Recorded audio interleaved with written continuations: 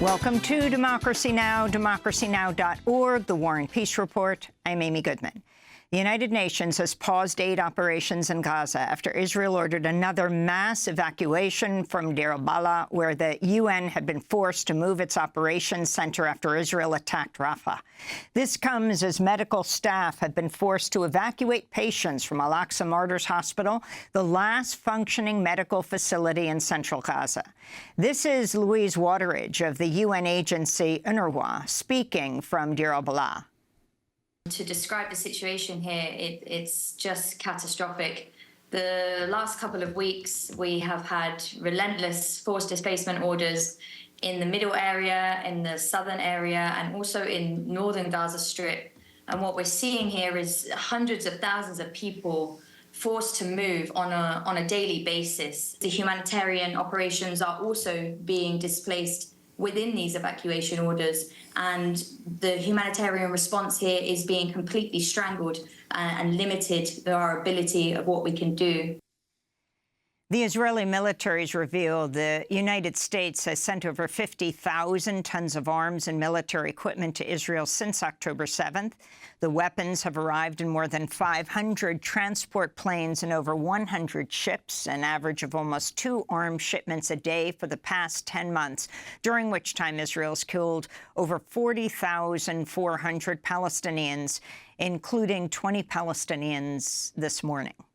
In the occupied West Bank, an Israeli airstrike has hit the Nur Shams refugee camp near the city of Tulkarm. 5 deaths were reported. Meanwhile, Jewish settlers shot dead 1 Palestinian and wounded 6 others in an attack near Bethlehem. Meanwhile, Israel's far-right National Security Minister Itamar Ben-Gvir has sparked outrage after he repeated his call to allow Jewish worshippers be allowed to pray at the Al-Aqsa Mosque in Jerusalem. He also said he would build a synagogue on the site of the mosque if he could. The Foreign Ministry of Jordan decried Ben-Gvir's remarks as a, quote, violation of international law and an unacceptable incitement, unquote. Fears are growing of an environmental catastrophe in the Red Sea. A Greek-flagged crude oil tanker has been on fire since August 23rd after being attacked by Houthi fighters from Yemen. The tanker is carrying 150,000 tons of crude oil. That's more than 1 million barrels of oil. The Houthi movement has vowed to continue targeting ships as long as Israel continues to attack Gaza.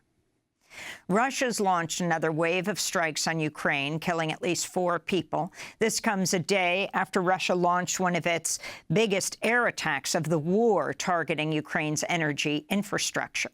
Ukrainian President Volodymyr Zelensky's vowed to respond to the Russian strikes, which come 3 weeks after Ukrainian ground troops launched a surprise incursion into Russia. In Pakistan, the separatist Baluchistan Liberation Army has taken responsibility for a series of attacks that killed more than 40 people in southwestern Pakistan. The coordinated attacks targeted police stations, railway lines, and highways. More than 20 separatist fighters also died in the attacks, the deadliest by the group in years. Major polluting nations, including the United States, are facing new calls to pay for their role in causing the climate crisis. At a major summit in the Pacific, the message from the low-lying Tuvalu nation was, if you pollute, you should pay. UN Secretary-General Antonio Guterres spoke in Tonga and said ocean temperatures are rising in the Pacific Islands at 3 times the rate worldwide. The world must look to the Pacific and listen to science. This is a crazy situation.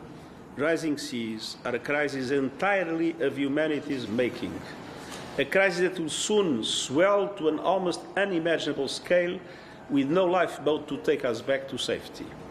But if we save the Pacific, we also save ourselves. The world must act and enter the SOS before it's too late. In Uganda, security forces violently cracked down on climate activists in the capital, Kampala, as they protested the East African crude oil pipeline known as EACOP. At least 21 people were arrested. Last week, the Ugandan government said it might forcibly take over land from over 100 people for the pipeline construction, some of whom have already refused compensation and resettlement. EACOP is a 900-mile pipeline which is set to transport oil from Uganda to Tanzania's Indian Ocean port of Tonga. France's Total Energies and the China National Offshore Oil Corporation are behind EACOP, working with Ugandan and Tanzanian state-owned oil firms. In eastern Sudan, at least 60 people were killed when the Arbat Dam collapsed, washing away entire villages. At least 130 people in Sudan have been killed in recent days from torrential downpours and flooding. The Arbat Dam supplied drinking water for the coastal city of Port Sudan, where Sudan's military is based. The situation is catastrophic, to be honest. We have children, families, elderly, and others that need continuous medication, and this is the fourth day. The issue is not just the food that we need to send. The water came into them and destroyed all the villages, and we don't know the circumstances they are going through now. We call on the state's government and the Sovereignty Council to quickly intervene. Today marks 500 days since Sudan's civil war broke out, triggering a devastating humanitarian crisis. More than 10 million people have been displaced, tens of thousands killed and injured. There have been widespread reports of sexual violence, and famine and cholera have been reported in camps for displaced people. Recent international peace talks quickly petered out as the Sudanese army and their rival Rapid Support Forces paramilitary refused to negotiate. French President Emmanuel Macron is refusing to name a new prime minister and government led by the progressive New Popular Front coalition, launching a fresh round of talks while France remains at a political impasse. The New Popular Front coalition, which quickly came together to stave off a possible far-right victory, gained the largest number of seats in July's legislative elections, a snap election called by Macron. The leftist France Unveiled party, a member of the New Popular Front, is calling for mass demonstrations September 7th. President Biden's national security advisor, Jake Sullivan, is in China, meeting with China's top diplomat, Wang Yi. Sullivan is the first U.S. national security advisor to travel to China since 2016. In related news, Canada's announced it'll impose a 100% tariff on Chinese-made electrical vehicles following a similar move by the Biden administration. China condemned the move, saying it was in violation of World Trade Organization rules. In campaign news, Donald Trump and his running mate J.D. Vance are attempting to downplay their anti-abortion record. On Friday, Trump claimed he, quote, will be great for women and their reproductive rights, unquote.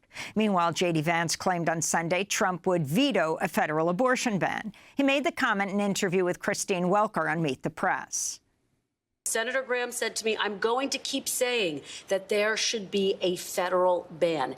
If such a piece of legislation landed on Donald Trump's desk, would he veto it? Well, I think it'd be very clear he would not support it. I mean, he said that explicitly. Yeah, I mean, if you're not supporting it as the President of the United States, you fundamentally have to veto it. So he would veto a federal abortion ban? I think he would. He said that explicitly, that he would. Senator Elizabeth Warren later appeared on Meet the Press and responded to Vance's claim. American women are not stupid, and we are not going to trust the futures of our daughters and granddaughters to two men who have openly bragged about blocking access to abortion for women all across this country. Special Counsel Jack Smith has asked a federal appeals court to reinstate the criminal case against Donald Trump for illegally keeping classified national security documents after his presidency ended. The case was dismissed last month by federal Judge Aileen Cannon, who ruled Attorney General Merrick Garland had no authority to appoint Smith as a special counsel. In a brief, Smith argued Cannon's decision ignored decades of Supreme Court precedent and misconstrued the statutes that authorize the special counsel's appointment. Aileen Cannon was nominated by President Trump. The League of United Latin American Citizens has asked the Justice Department to open a probe after Texas officials raided the homes of a number of Latino elected leaders, candidates, and political operatives in South Texas. Republican Attorney General Ken Paxton is facing accusations he's using his office to harass and intimidate Latinx voters in an effort to suppress their votes. In other voting news, the Democratic National Committee and the Georgia Democratic Party have sued to halt new election rules in Georgia that Democrats fear could be used to block certification of election results if Democrats win in November. Under the new rules, local election officials could delay certifying election results until they conduct what's described as a reasonable inquiry. The Democratic lawsuit warns this new rule could, quote, invite chaos after Election Day. Journalist Ari Berman recently wrote, quote, 5-alarm fire for democracy in Georgia, MAGA majority on state election board laying groundwork not to certify election if Trump loses again. They're telegraphing exactly how they're planning to try to steal the election this time, unquote. In other news from Georgia, a 12-foot statue of the late civil rights icon and Congressman John Lewis has been unveiled outside the historic Decatur Courthouse in outer Atlanta. The statue replaces a Confederate obelisk that was taken down in 2020 during the Black Lives Matter protests in response to the police murder of George Floyd. In immigration news, a federal judge in Texas sided with 16 Republican-led states, halting a Biden administration policy that would give spouses of U.S. citizens legal status without having to first leave the country. The policy would prevent families from being separated, possibly for years-long stretches, and could offer a path to citizenship for up to 500,000 people. The mayor of Nashville, Tennessee, is calling on city lawmakers to pass 4 new public safety policies in response to a series of Nazi gatherings in the city. One policy creates buffer zones around public buildings. Another prohibits the placement of signs over highways. A third bans the distribution of handbills before sunrise or after sunset.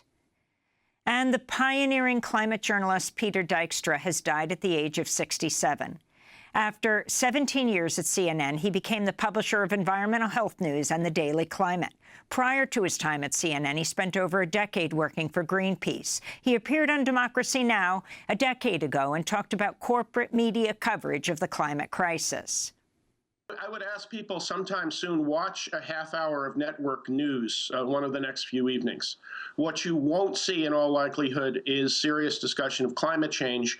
What you will see are 1 or 2 or 3 commercials from the oil and coal industry talking about generating jobs and keeping the lights lit and keeping America prosperous and keeping us away from foreign oil.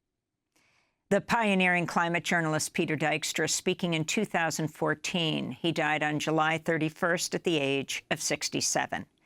And those are some of the headlines. This is Democracy Now!, democracynow.org.